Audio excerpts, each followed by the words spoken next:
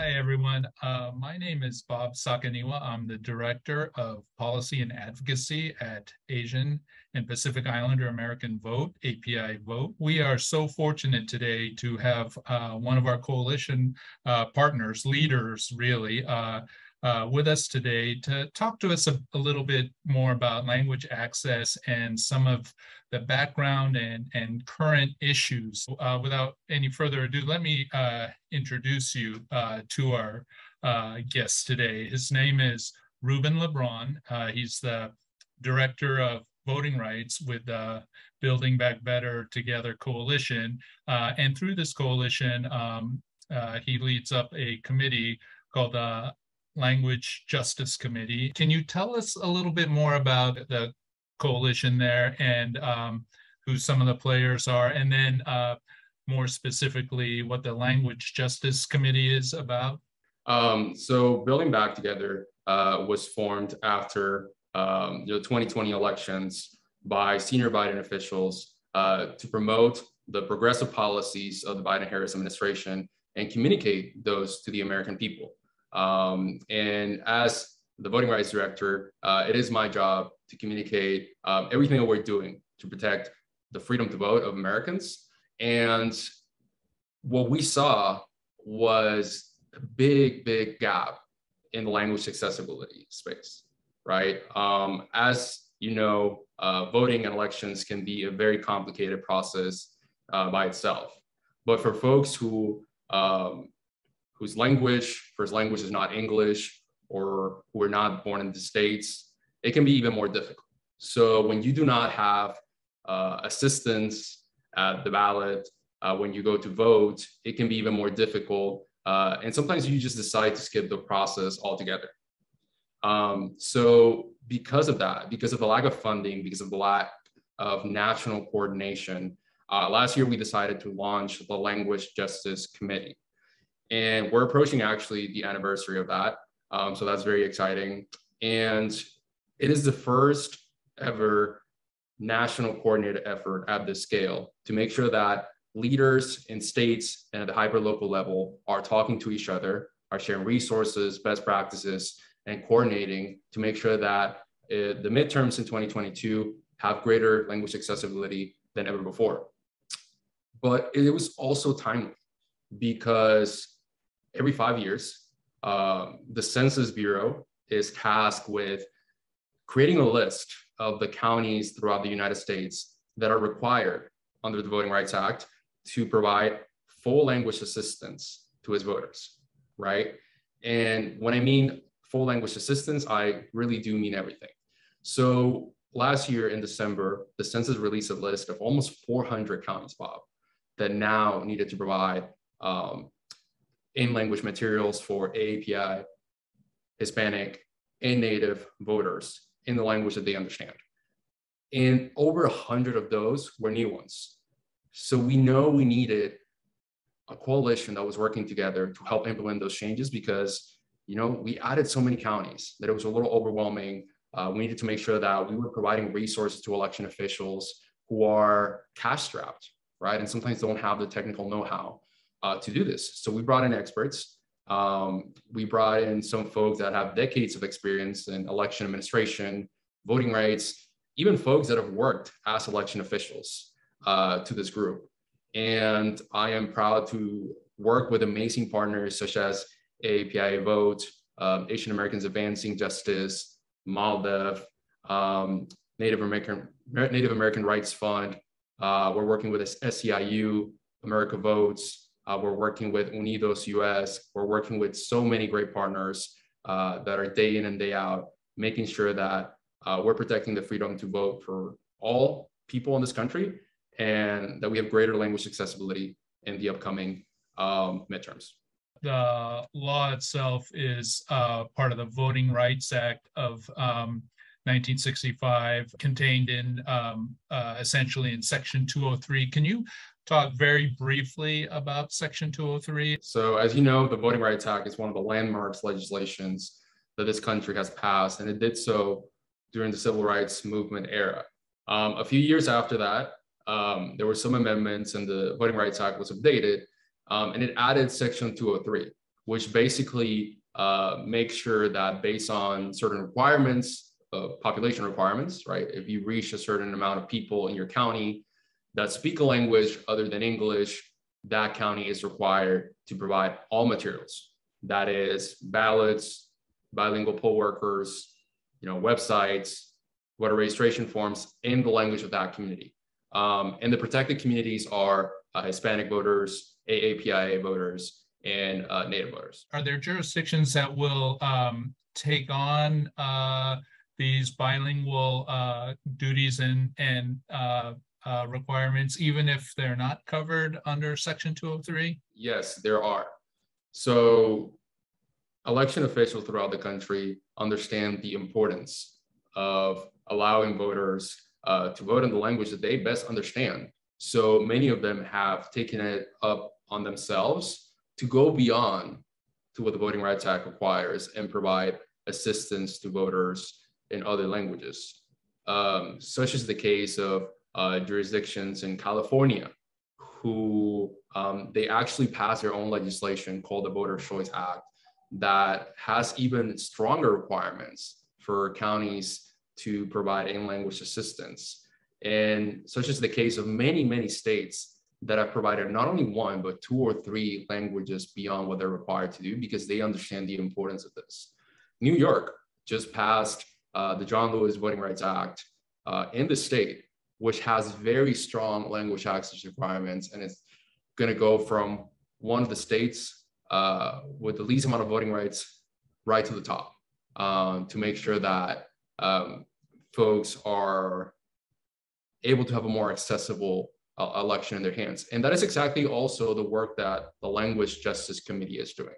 We're working with a certain number of counties throughout the US that just missed being required to do this work by a few people. I'm talking about a dozen people, 100 people.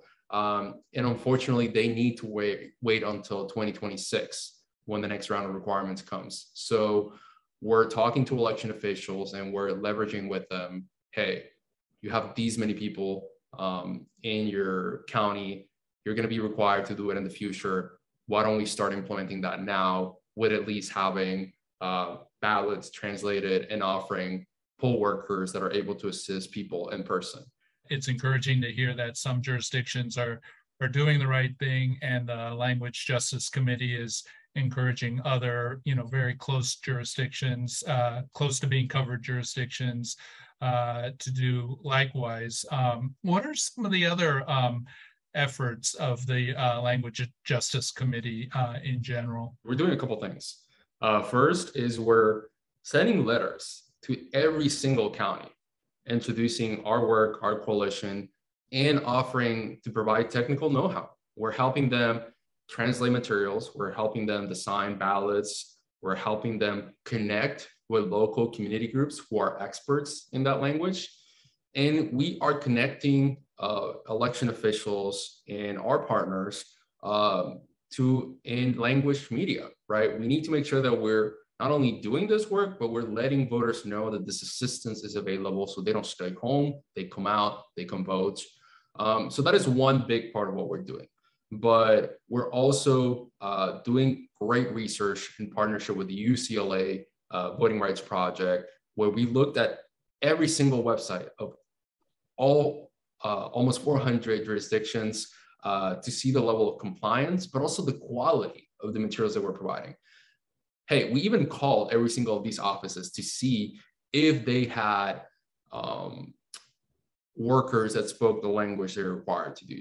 So as we kind of move through the primary season, I'm just wondering if in terms of trends, whether good trends or bad trends, have you been seeing things, hearing stories in the language access context? And if so, do you have an example or two of what's been happening out there? We've seen some great successes in some states like Florida and places like Arizona, places like Michigan, that are really taking this seriously and implementing full language assistance programs by their primary election dates. which is really, really encouraging. Recently, we had some great wins in the state of Michigan, where Hamtramck and Dearborn cities became the first in the nation to provide Arabic ballots and materials to all its voters. And then on the primary, we saw that Collier and Clyde townships, which were required to provide Spanish ballots to its voters, were in compliance with the law and did so in the primaries that were just like a week ago. So this is really exciting. We're seeing a lot of progress, and we're very optimistic that by the November general election, we're going to see almost all of the new jurisdictions reach full compliance. There are some places, of course, that are not compliant. These jurisdictions are attempting to do the bare minimum of what they're supposed to do, oftentimes just translating ballots, using Google Translate to translate materials. And we know how that goes, Bob, right? That is not fair for our community. That is not language justice. And we're going to hold them accountable.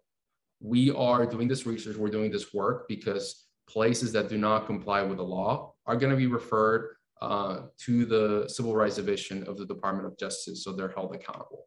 We're also going to engage in a full press strategy to make sure that people know, right, that their election officials are not providing the assistance they should, and that they're not complying with the Voting Rights Act of 1965. So these are some of the trends that we're seeing, but overall, we have seen that this committee, that this coordination, that this effort by all the groups, partners like you, Bob, are pushing language access forward. And by November, I'm really excited to see that so many counties that never provided anything in terms of language access before are going to do so. And it is because of all of our work in the past couple months. What messages and or actions would you like to convey to communities that are concerned about language access? The first one is, if you're seeing stories or you're witnessing violations of language access, you need to share those. You need to share those stories of wins and also violations with groups like Bob, groups like the Language Justice Committee, groups like Building Back Together, to make sure that we are working with those places to help them do better, but also to hold them accountable. Second, talk to your election officials and elected officials, right? Make sure that they're hearing from you how important this is for you, for your family, for your neighbors, and that they have to, you want to see them do this or they're going to lose your support. Third, we need to make sure that the people that are investing in the democracy movement, I'm talking about funders, donors, philanthropy, is recognizing the importance of this issue in the greater democracy space and properly investing in it. I've seen mixed results, Bob, to be honest, and we need folks to invest more money for longer term in this work. And that is my hope with everything that we're doing. The research, the results that we're going to see in 2022 is drive more funding to organizations like ours to be able to continue this work, but also increase its capacity and scope. And lastly, if you're not yet in the Language Justice Committee, please reach out, join us, and let's do some good work together. That's what a great message, and those are definitely actionable items that everybody can take part in. Before I sign us off here, any last comments or things that you wanted to mention before we wrap up? Just that it's been a pleasure working with you, Bob, and your organization under the leadership of Christine.